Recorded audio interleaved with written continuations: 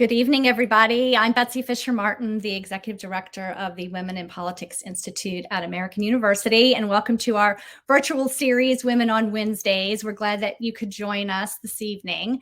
To those of you new to our events, WPI is a nonprofit and nonpartisan institute in AU's School of Public Affairs that aims to close the gender gap in political leadership. And we offer academic courses and practical campaign training, facilitate research, and of course, host discussions like this on women in politics. Tonight, we have the honor of speaking to a trailblazer in the political arena, the first female senator from Hawaii, and the first Asian American woman elected to the Senate, Mazie Hirono. We're so glad that she could be with us this evening. She's written a new book entitled Heart of Fire, An Immigrant's Daughter's Story. And she'll talk to us about her childhood immigrating to Hawaii from Japan and the many struggles that she and her family faced. And she'll also discuss lessons learned in her successful career in politics, having served as a state legislator, a lieutenant governor, a member of Congress, and of course now in her second term in the U.S. Senate. Before we start, I want to let everybody know that we will save plenty of time for questions. So if you do have a question during the course of our discussion, just go to the Ask the Question tab at the bottom of your screen, and you can write it in there, and you can also upvote other people's questions that you may be interested in as well. And if you miss any of our discussion and you want to share it with friends, the replay will be available at the very same link that you used to register. So with that, Senator, welcome. Aloha, Betsy. It is great to see you. Great to be with you and everybody who's on this website or whatever, this thing. I'm sorry. Oh, welcome. Well, we want to dive into the book here. And I noticed when I was, after I read the book, I went back and read a couple articles about the book, and one of them was from the New York Daily News, and the very first lead of that review of your book says, Hirono is tough, and as her autobiography proves, she has to be, because you really have had quite the life. So why don't you just start at the beginning with us and tell us a little bit about growing up, coming to the U.S. from Japan when you were just 8 years old? I had a really courageous mother who literally planned and plotted in secret to escape a terrible marriage, abusive marriage to my father, who I didn't get to know. He was an alcoholic and a compulsive gambler, and he hid all that from her before he married her. So from the time I was 3 years old, I was sent to live with my maternal grandparents. But my mother determined that she had to get us away, completely away from him and his family. They treated her like a slave. And so she brought us to Hawaii, America, to start a new life. And so it's her Heart of Fire that gives the book the title. And your mom went on to be a proofreader, right, at a newspaper? Which is really awesome when you think that she did not finish high school in Hawaii. She was born in Hawaii, but when she was a teenager, she went to her parents took them back to Japan, where if all things were normal, she would have stayed. But as circumstances would have it. And so at one point she decided that she needed to get a better job. And so she applied to be a proofreader with basically an 8th grade American education. But the person who interviewed her knew that she was raising 3 kids all by herself and decided to give her a chance. And she became the best proofreader, the most hardworking proofreader there. That's the kind of mother I had. And of course, growing up, when we first started in Hawaii, we had very little. I'd say we were really poor. And my mother worked in very low paying jobs with absolutely no benefits. So she couldn't even afford to get sick, because if she got sick, there's no work, no pay, no rent, no food. That's how I grew up. She was also an artist. Very much so. She was very creative. And toward the time of her retirement, when I began to be in my political life, she started to make pressed flower cards, and she grew the flowers, and she learned how to press them. And so she made, over time, thousands of cards for me to use as thank yous for all of my supporters. And so she was very creative. She did all of the gardening in our house. She transformed our garden, our yard, into really a floral and plant paradise, in my view. She did all of that, and everything she undertook, she sought to do it well. And she would learn how to, do the plants, take care of them. She learned how to make guava jelly. Everything she would do with a great deal of patience, a lot more than I have.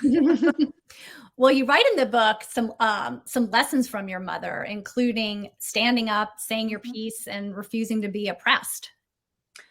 Very much so. So, my mother taught me that one person can make a difference, because she totally changed my life by bringing me to this country. And she also stood her ground, and she was very committed, and she just persevered in what she did. And she was always trying to improve our lot in life. And she would, I read about a particularly mean landlord, and she stood up to him and said, well, we have to move out now. Stood up to him, and we did. But she showed me by her example to stand up for yourself.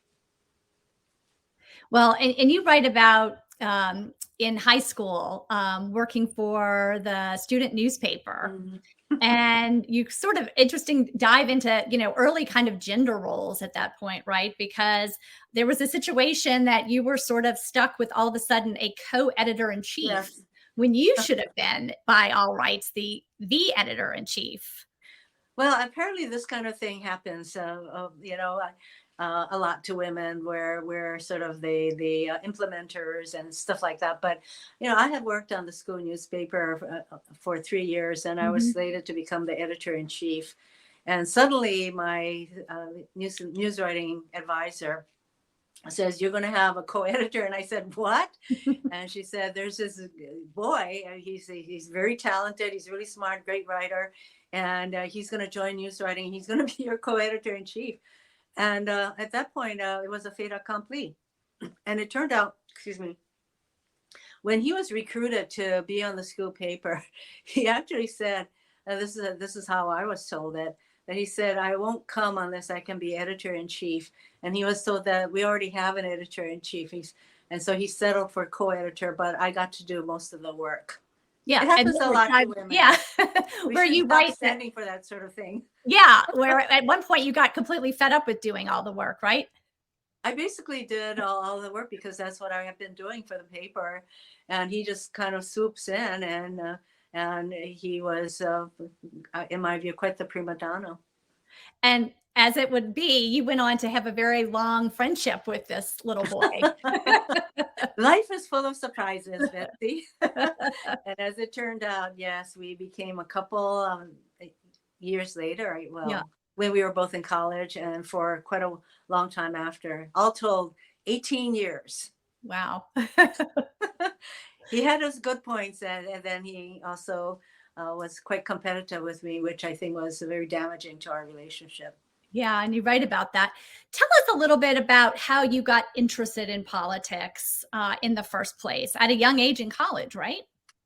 It was during the height still of the Vietnam War, and I worked one summer in a place called Waimanalo, where we worked with so-called disadvantaged Native Hawaiian youth, and there I met some anti-war activists, and from that point, I began to question the war. It's the first time that I had questioned what our government was doing.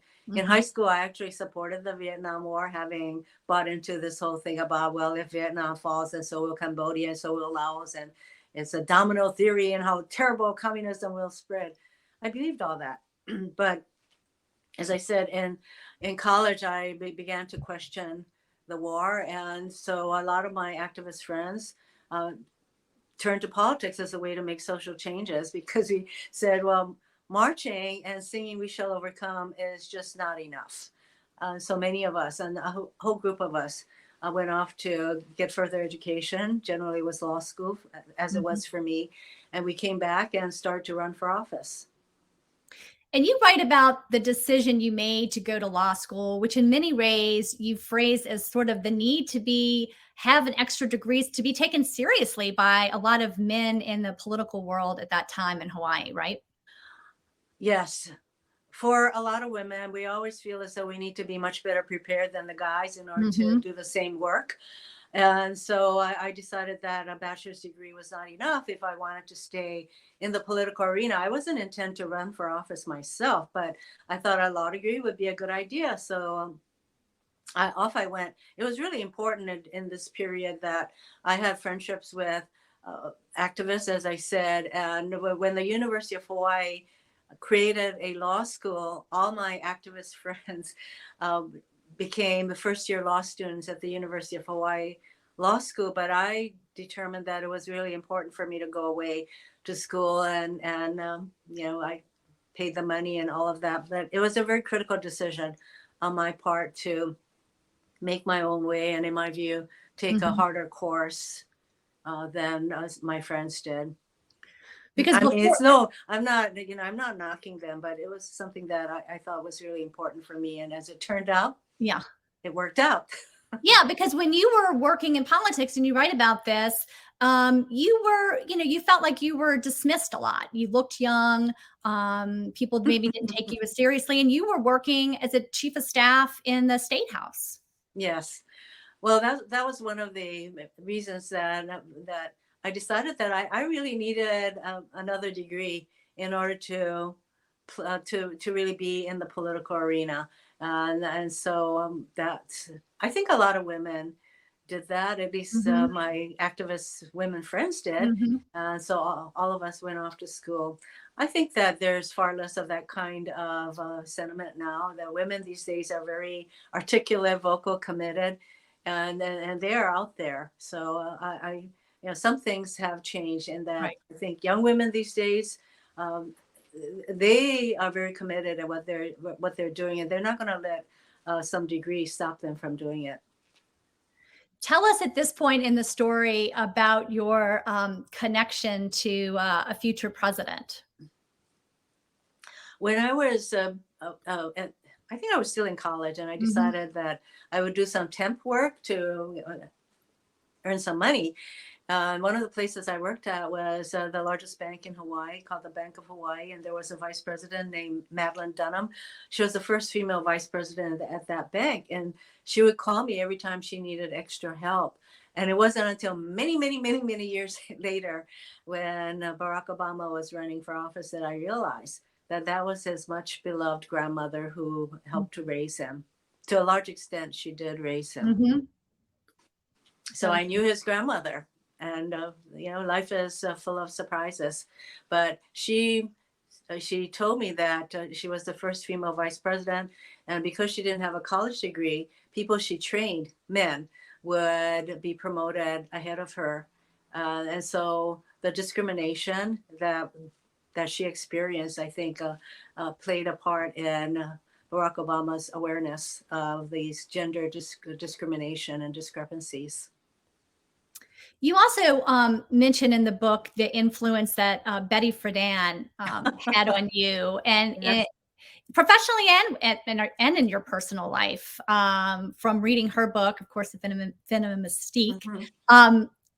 Tell us how she impacted your life. I was in college thinking that after I graduate, I would get married, have children, and you know that is the sexual stereotyping that the dominant culture pretty much put out there, and I bought into it until I read Betty Friedan's Feminine Mystique. And I realized that not only did I have this absolutely courageous mother who raised 3 children by herself, never remarried, why did I think that that I should follow a path that was very stereotypical? Not that there's anything wrong with that. And so I also asked myself, why should I expect some guy to come and take care of me? And I decided that I would need to find my own path. I just didn't know what that was going to be at that point. But literally a light bulb went on in my head when I read Feminine Mystique. And then when you were in law school, I guess when you were in high school, you had started dating a young man named Leighton, and you kind of follow the reader. You can follow some of this drama in your book, but you write about sort of going away to law school. He's still in Hawaii, and you find out as many people do at these times, that, oh, he's seeing someone else. How dare So he? you promptly burn all of his pictures and letters in a big Yes. bowl. Well, let's just say that I was quite decisive. So, yes, he was the first lawyer that I met who was my contemporary. Because while my friend Patsy Mink was a trailblazer and she was a lawyer, but she was not my generation. Yeah. And Leighton had gone straight to law school from college, and I did not. I went back to school 5 years after I had my undergraduate degree. So he was my first lawyer, and I'm thinking, wow, he got to go to law school. And then we started to go together, and I determined that when I went away to law school, he was supposed to wait for me, so he said. But I learned from that experience that sometimes guys just say things. Right. And so when I discovered he wasn't exactly waiting for me, I just hung up the phone and said, that's the end of our relationship. And that was that for basically 13 years until, as life would have it, the whole other story. So it kind of restores your faith in life that you're somebody who broke your heart way back when. I was actually very happy with him when I was with him. He was very fun and all of that. And I never thought that I would have ended up getting married to him, but it restored my faith in life to Right. have somebody come back into my life. And I have been married to him for over 30 years now. So that's the spoiler alert. He turns out to be your husband. Yes, and he's my wonderful husband whose goal in life is to make me happy, which I think is fantastic. That's great. I love that story. Tell us about how you first decided to run for office. As the case, as we know, with many women, they're usually encouraged, right? And so you had some encouragement along the way of people that said, you've helped so many people run for office. Why don't you think you to run yourself? That's right. Up to that point, I had come back with my law degree, and I was working for the Attorney General's office, and I hadn't thought about running for office myself, but a friend who I had helped get elected decided not to run for re-election. He came to see me and he said, I'm going to tell you ahead of any public announcement that I am not going to run, and this area, and I think you should run because you've been encouraging the rest of us to run. And that's when I decided that I would do that. You weren't And I necessarily kind of comfortable in that limelight, though. That was hard for you. You write about how you weren't very comfortable in the limelight. And so it was sort of hard for you to be the center of attention in many ways. It's a whole different thing to become the candidate yourself as opposed to running other people's campaigns and basically behind the scenes. I am a reserved person. I'm very introspective. But I had a determination that I could do something to help people. And pretty early in life, I decided that my mother had changed my life, bringing me to this country. And I had opportunities in this country that I never would have had if she hadn't done that. I probably would have married a rice farmer in Japan because I was raised on a rice farm. Not that there's anything wrong with that. But I realized that this country gave me opportunities I never would have had, and I wanted to give back. And I thought that running for office is one way that I could do that.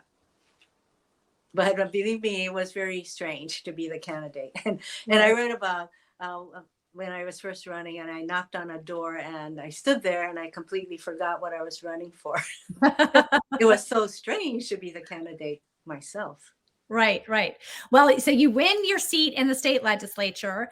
And there you also encounter some issues with male colleagues dismissing you. And you tell a great story about standing up to some of them in regards to the custom of presentation of lay to honorees. Well, that's one example. Yeah. The state legislature would honor various people, and then they would come to the floor of the House, and the women legislators were expected to jump up from our seats and give the lei to the males because most of the honorees are males. And the custom in Hawaii is that women present lei to the men and the men present lei to the women. There weren't that many women who were ever brought to the floor to be recognized, but they would, my male colleagues would simply drop the lei off, and we're just supposed to figure out who's supposed to get it and jump up. And at one point I decided pretty early on after I got elected that I wouldn't do it. So when a colleague dropped the layout, I said, what is that? And he said, you have to give this to whoever. I said, I don't do lay. He said, what? He said, I don't do lay. He looked very perturbed by it, but he took the lay away. And so they stopped putting lay on my desk until one of my friends said, I think you can stop now. You've made your point, and now you're getting a reputation as a hard ass, so you can stop. So I made my point, and after that, the men were much more, they wouldn't just drop the lay. They would say, do you think you could give this to so-and-so, please? Oh, what can I say? Yeah. And you also, I mean, you just alluded to this, but you also got a nickname during your time in the state legislature. Ice Queen. Yeah. Because I was relatively young. There weren't that many women in the legislature. I was determined to be very professional about it, and I didn't flirt. I didn't go out drinking with the guys. I didn't do any of that. And so behind my back, I found out later that they called me Ice Queen. Mm-hmm. Didn't bother me. So you're in the state legislature. Then you decide that you want to make a run for lieutenant governor. But you're told, as again, women often are, oh, it's not your turn. Mm-hmm. Yes, because running for a statewide seat is a big deal. I had never had to raise very much money to run for my state house seat, but suddenly I'm looking at least $500,000. And it was a daunting prospect, but I decided that I was going to change arenas and run for statewide office. Now, the thing about Hawaii is that there are only 4 statewide offices in the entire state of Hawaii, and it's the governor, the lieutenant governor, and the 2 U.S. senators. That is it. We don't have other opportunities to run for other offices such as attorney general, insurance commissioner, or any of those. And so I decided to run for lieutenant governor. And yes, I was told by a number of people, you didn't prepare enough to win this race. Who do you think you are? And all of that. Well, I was quite determined to do it, and so I did. But as you say, there are a lot of women. I know few women who have not experienced in their jobs, in any walk of life, being told you're not ready, you're not prepared, you can't lead. And we have to stop listening to those voices, and yet be very realistic about our own chances of winning. That is on us to make that determination. But there are sometimes all these voices telling us it's not our turn.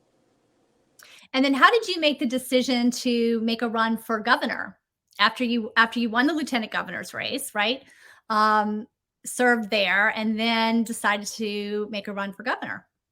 I thought I could be a good governor, especially as I had watched the governor, the person who was governor with me, and he was a fighter, but he didn't exactly bring people together. I thought I could do that. I thought I could be a good governor. And having served for 8 years as lieutenant governor and accomplishing some things which very few people know about, including, by the way, starting a preschool program for some of the schools. And notice that that's being hotly debated now, universal preschool, which I really believe in. But I digress. Anyway, 8 years serving as lieutenant governor.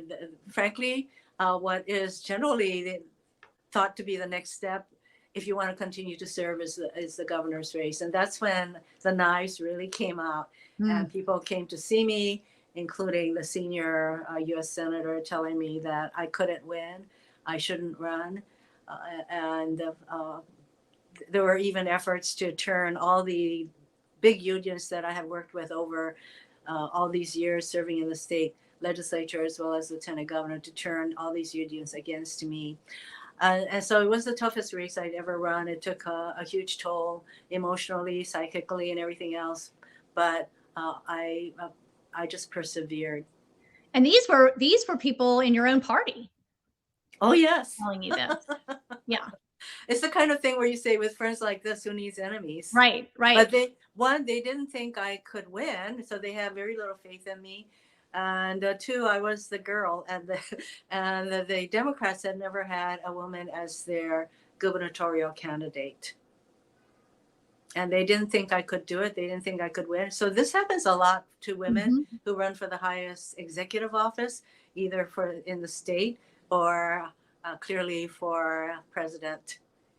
And I have spoken with Hillary Clinton, and yes, all these attitudes come out about how we should behave running for the highest executive office, and often has to do with whether we can lead and whether we're tough enough. Right. And, you know, that issue of electability, and the more people say you're not electable, the more you become not electable because you don't have the support. And it's like a terrible cycle that happens to women.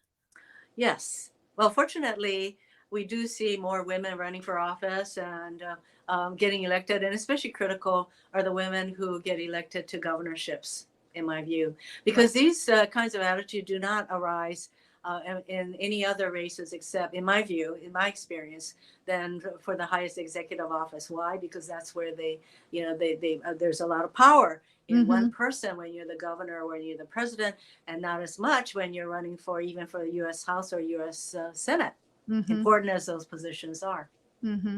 And so you were actually running against another woman on the Republican side, Lingle, who, by the way, Senator, I don't know if you saw in the chat, but she's watching tonight and wrote a very nice note about how terrific your book is. And I think this is another Lingle. I happen to know. Oh, it is? The first Lingle. Oh my goodness, there's more than one? Yeah, the Lingle who won the race is not, in my view, not the original Lingle. Oh, well, you've got another I know the Lingle fan who's on this, and so I should say hi there, Linda. Hi, other Linda. So, but what were the lessons that you took out of that race, having lost? One thing is, though, that to understand that to run a modern campaign where you're dealing with social media, which was emerging at that time, and all the other new ways that one can campaign, that you need a professional staff in order to do it. And so in my race in Hawaii, Democrats up to that point have been relying completely on volunteers, even to run a huge race like the governor's race. And so all of my people were volunteers. Meanwhile, Lingle, who ran the Republican, she had probably at least 22 paid staff people. One thing I learned from that experience was that you need to raise the money to hire the people, the good people who can help you win a race. But you also need the cadre of volunteers. So I learned a lot from that loss. You can win a lot from losing. Right, exactly. And you write about sort of the notion when one door closes, another one opens, right? My mother said that. And so you run for Congress, and this time you do exactly what you just said, right? You hire a top-notch staff and have success. Yes, and I was criticized for hiring people from the mainland, mainly. But the thing is that in Hawaii, because campaigns are done by volunteers, they actually have jobs. So it's not as though we have a cadre of people who only do campaigning, whereas on the mainland, there are people who go from state to state doing these campaigns, and we didn't have that. We have wonderful people in Hawaii, but you know, we have very few who do campaigning as a career or job. You also talk about the importance of building networks, especially among women, and the importance of women supporting other women in politics. Yes, because generally speaking, maybe that's changing. I hope so, that women have a harder time raising money. Women have a harder time asking for money. And so it is true that we certainly do not have parity in the House or the Senate or in the governorship. So women, we should, in my view, we should help women, qualified women, to run for office and get elected. And that means helping them raise money, and which is one of the reasons that I am one of the founders of the Patsy Mink Political Action Committee.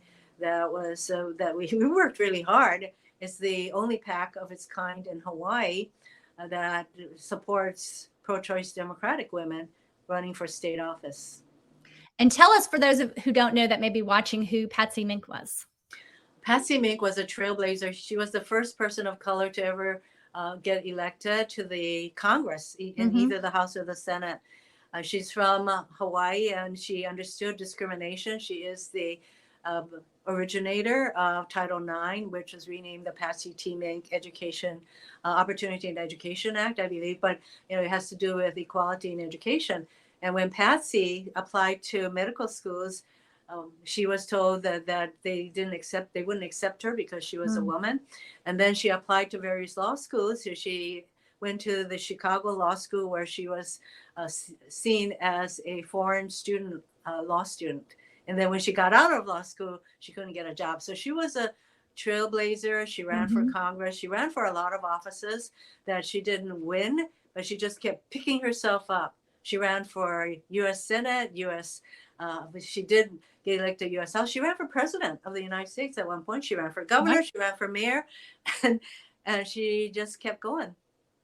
And she sadly died in office, and that's when I ran for her seat in the U.S. House in 2006. Right.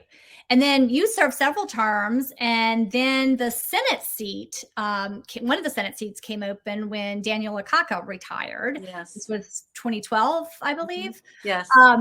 And here you are, speaking of Linda Lingle, having to run a rematch now against her for the Senate. And this time, of course, handily beating her. Yes. But that was a risky decision for you, because you could have lost if you didn't win, you could have lost your House seat as well.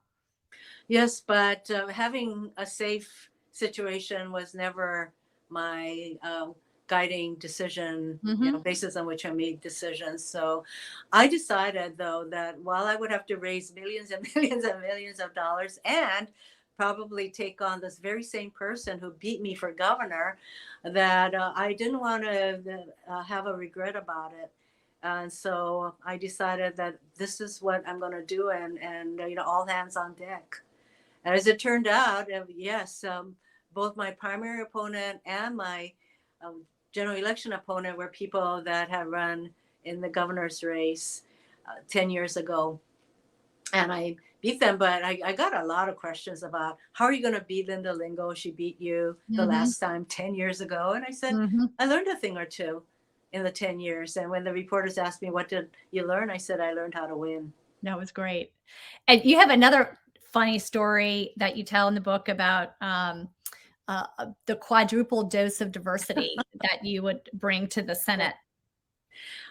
When I made my announcement, and I had a gathering of supporters, and I said, look at the Senate. They need a lot more diversity. And I would bring quadruple diversity to the Senate. One, I'm a woman. Two, I'm Asian. I would be the first Asian woman to get elected if I succeed. Third, I'm an immigrant. And right now, I'm the only immigrant serving in the Senate. And I'm a Buddhist. I'm the only Buddhist, as far as I know, ever to be elected to the U.S. Senate. And somebody in the crowd yelled out, yeah, but are you gay? And I said, nobody's perfect. That became Chuck Schumer's one of his favorite campaign stories. And as I campaigned all across the country with other female candidates, he'd say, Mazie, tell that story. It's a great story. So you're in the Senate, and you again have to kind of navigate some gender issues, but you also write about kind of navigating how people may have misjudged you. And you tell a story about one of your colleagues, Barbara Mikulski, who, of course, was a pioneer in her own right in the Senate. But she sort of misjudged you.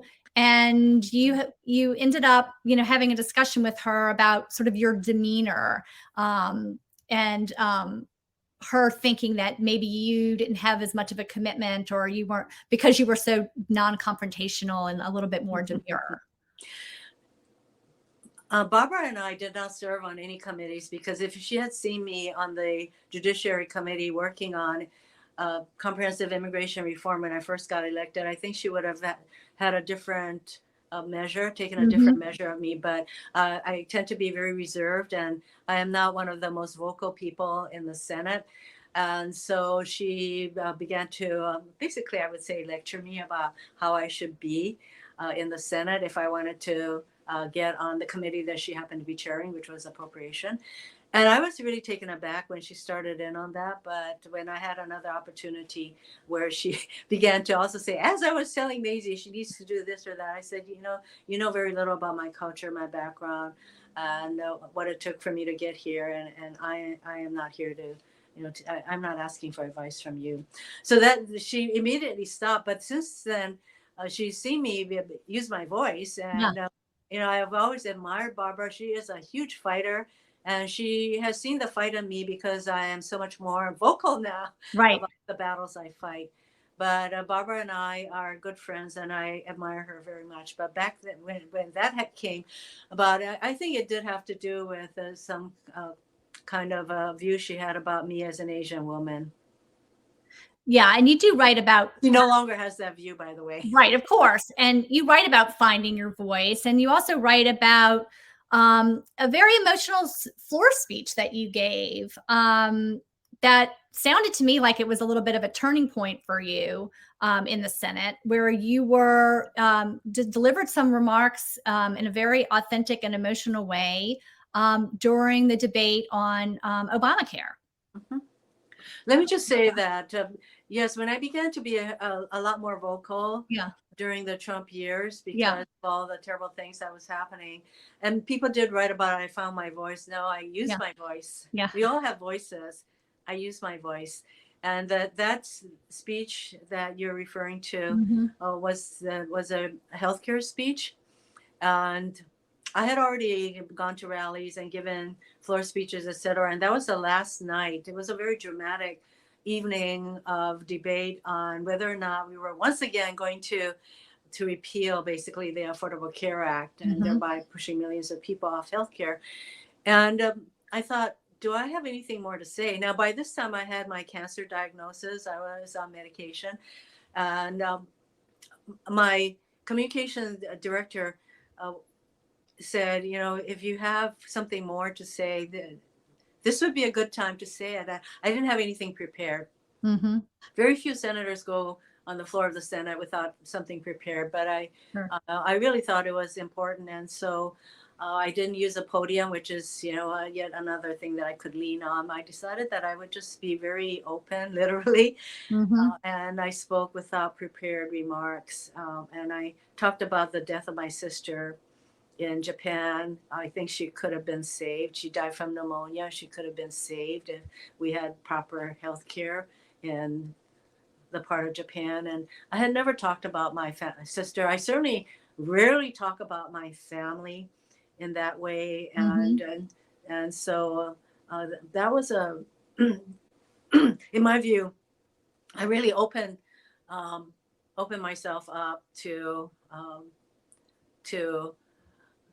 a way of sharing something that had happened to me and that was happening to millions of people across the country. So that speech has been viewed over 1 million times. Wow. And a lot of people have came up to me during that period to share their cancer stories and their stories about their huge healthcare issues. And I think it was really important. I really began to recognize the value of speaking plainly and in a genuine way. And you alluded to this a minute ago too, but sort of your very vocal, outspoken remarks about then President Trump during his election and tenure in the White House, calling him, the most dangerous president of our lifetime, et cetera. Talk about the importance that you felt at sort of and the notion of women expressing outrage, because you write about that in your book, especially when women are showing anger and being criticized for being sort of out of control. That's really how I would say men would control women. Yeah. By responding that way to our righteous anger. So yes, Rebecca Traister wrote about anger. Other people have written about women who get angry, and there was a lot to get angry about during the Trump years. And yes, I did begin to really use my voice about what he was doing. And one of the other experiences I had, which really got over my public speaking is not exactly easy for anybody. Certainly isn't for me. Talking to the press, I rarely did that in the beginning years of my congressional time. But one thing I don't like is a bully, and Trump was the biggest bully of them all, and you have to stand up to bullies. So I spoke to a spray at one point. It's the first time I did a spray, which is a whole group of members of the media, print media, all of these TV stations, and they position themselves at a hallway where they expect members to be passing by. And I happened to be going to my Judiciary Committee hearing. And once again, my chief of staff said, because I've been really upset by something that Trump said about my Kirsten Gillibrand.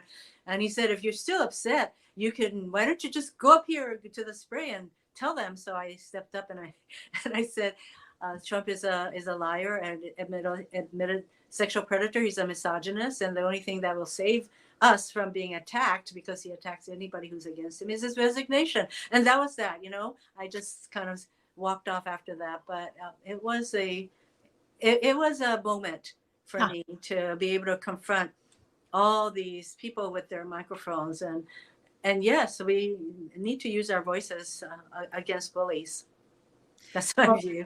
We have a number of questions that I want to get to here. So let me just start with this one from Lucy, who says, and this is sort of a good next step question, says, you built your career step by step, state legislature, lieutenant governor, House, Senate, as we talked about. What's next for you? Are there other paths to power for women today? What's next for me is to help my colleagues get reelected, to retain the Senate, to increase the number of Democrats, frankly, in the Senate, because it is the Democrats who are really working hard. I know this is a nonpartisan group, but frankly, who pushed the rescue plan that put hundreds of millions of dollars into vaccination and into safe reopening of schools and so many other aspects. So sure, I'd like to see, I'd like to support like-minded people to get elected, especially women. Right. We need more women in the Senate. And thankfully, there are a number of really articulate women, minority women who got elected to the House. And I love watching them on the floor and on TV. We need more women leaders and decision makers in all walks. And that's what I'll be spending my time doing. Well, I think everybody on with us tonight would agree with you for sure on that. Here's another question. This is from Julie, who says, confidence and a sense of humor appear to be your winning combination. What other skills and personality traits do you think are helpful for women to succeed in politics? I think a sense of humor, but also being a straight shooter. And not being afraid to, and once in a while I do swear. And I think that when terrible things are happening, if you don't swear once in a while, you're not paying attention. You dropped a couple of F-bombs in the book. Yes. And I was listening to the audio version. I said, whoa. I mean, what kind of double standard is that men can swear? And so, yes, I do swear. Not, unprovoked, however, in my case. And I think, I would just want to get back a little bit to women and their anger. I think men are afraid of women who get angry. And I think that we should own our anger. There's a lot to be angry about. And that anger can be channeled into doing things that will help, so that we won't have so much anger, because there's a lot of injustice and everything else in this world. And so women's anger is something that it doesn't scare me, and I don't mind being called badass. Badass is a woman who doesn't really care what other people think of her. Of course I care. I would like to be liked, but it doesn't. I'm not going to be just so out of whack because somebody thinks I'm a terrible person, because Fox News comes after me quite often. Yeah. This is another question from Lucy, and I think this is from her Women in Politics class, who I know is watching tonight. The question is, have you found it difficult to pass legislation that focuses on women issues throughout your legislative career? I think that when women come together, and a lot of the issues are family issues. But Mm-hmm. one example of women coming together, when I was in the state legislature, a group of the women, we would propose legislation that would help especially women, such as reforming our rape laws, things like that. And these things wouldn't pass, and so we said we're going to create a women's caucus, a bipartisan women's caucus. And when we first proposed it, the men, our colleagues, said, "Oh, you don't want to do that? Don't you want to work with us?" So we spent another session, legislative session, not getting these bills passed.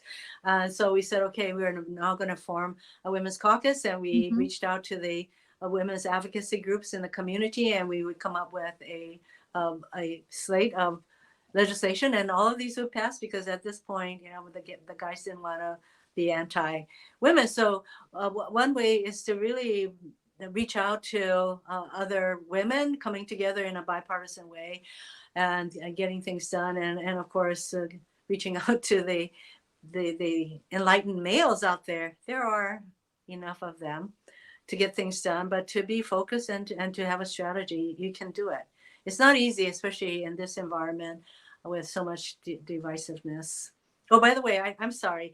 I think someone asked me whether I had other interests. I do. I love art. And you can see Mm-hmm. behind me, these are all um, Are these yours? notes. No, I wish.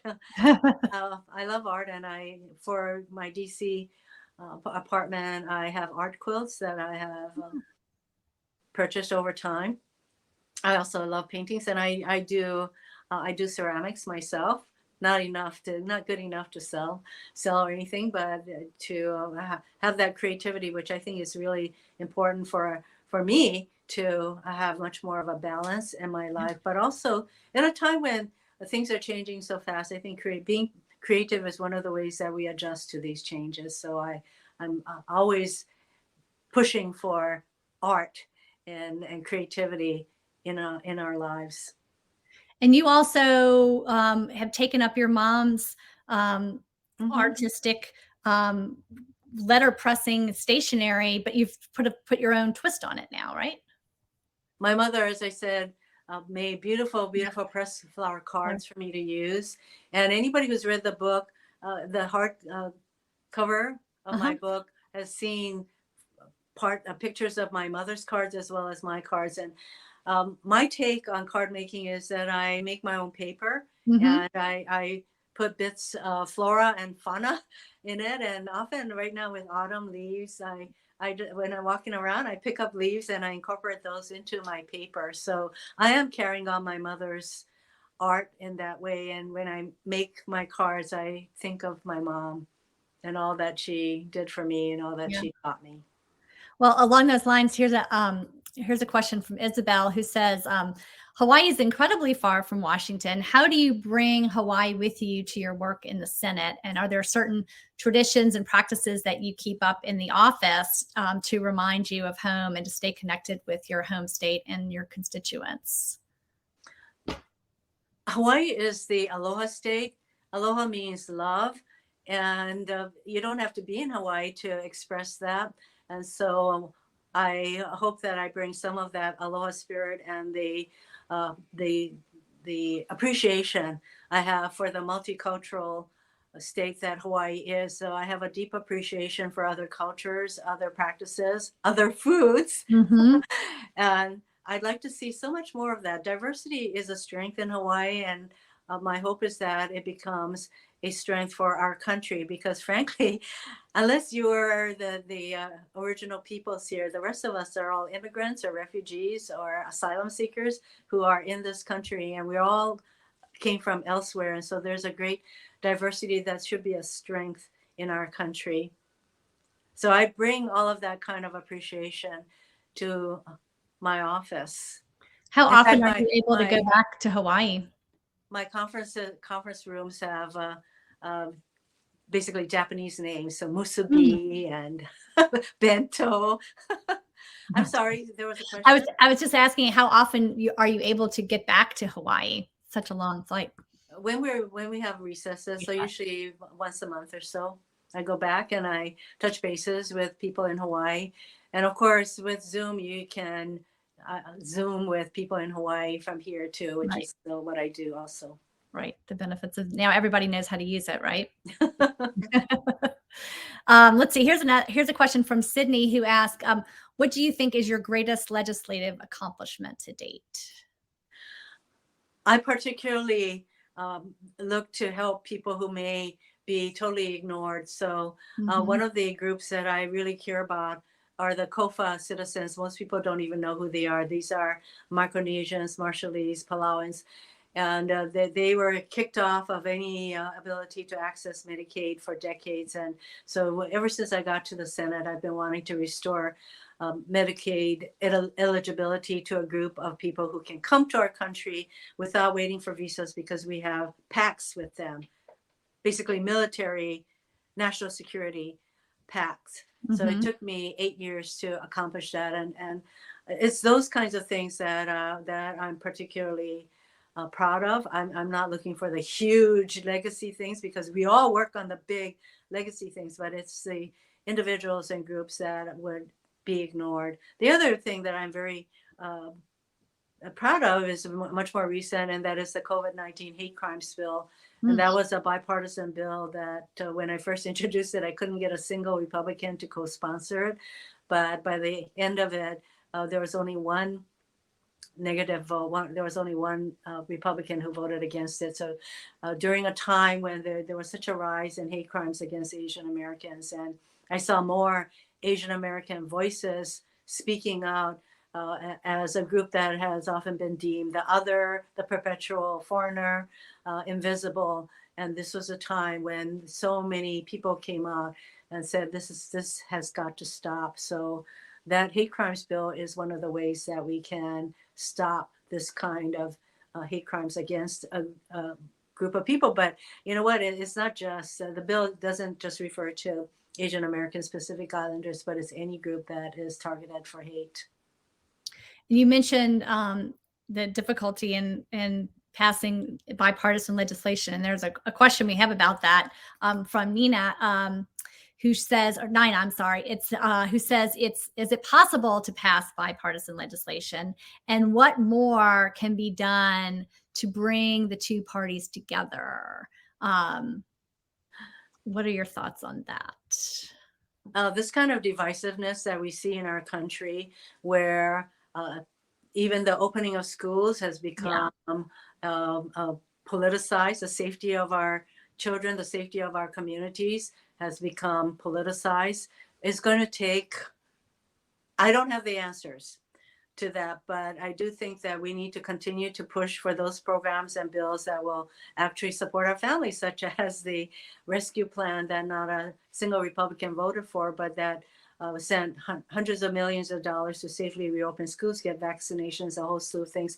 And we're working on Build Back Better, once again, without any Republican support. So I do not have the answers on how we can bring people together when there's so much divisiveness. I think that, sad to say, we have not dealt adequately with racism in our country. We have not dealt really with the legacy of slavery in our country, and the fact that we often view people who are not like, well, the majority as foreigners, others, and to be marginalized. We need to overcome all of that. And one of the ways, I think, is to somehow have a lot more diversity represented in our courts, obviously in the halls of Congress, and to see faces like mine. I hope that we're not scary people, and we care and we love this country just as anybody else, and so we will have to keep plugging away at the kinds of bills that matter to our families and our communities. Well, and that kind of goes along with the last question we have here about how your own identity has shaped your leadership. I think it's a bit more in Hawaii.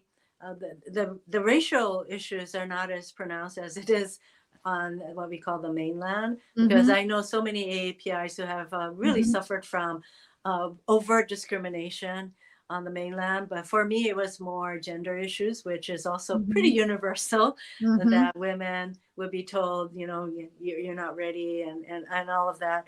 And so I think that there's certain kinds of experiences that I have had that are shared regardless of what racial background you have. But being Japanese, so being Asian, and also the culture, the local culture that I come from, and the Asian culture, where being vocal and speaking out is not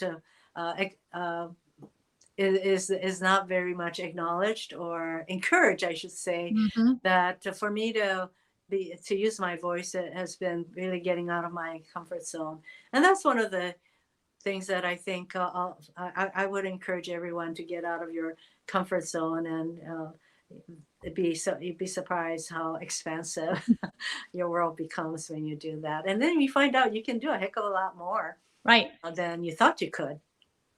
Well, that's a great piece of advice to end on, Senator. Thank you for that. And I want to let everyone know of 2 more events we have coming up, and hope you'll join us next Wednesday when we have Dr. Rebecca DeWolf, who is going to discuss her new book called Gendered Citizenship, the Original Conflict Over the Equal Rights Amendment from 1920 to 1963, which will be really interesting. It's a great book. And then on December 8th, we're going to have Congresswoman Barbara Lee from California, and filmmaker Abby Ginsburg, who just directed and produced a new film about Congresswoman Lee called Barbara Lee Speaking Truth to Power. So we will have a screening link available to anyone who registers for that, and hope you can watch the documentary before our conversation. And Senator, thank you once again for being with us. It's great to see you. And congratulations on the book. I enjoyed reading it very much. And thank you for all of your good advice this evening. Everybody stay safe, be kind. Thank you. Bye-bye, everybody. Aloha.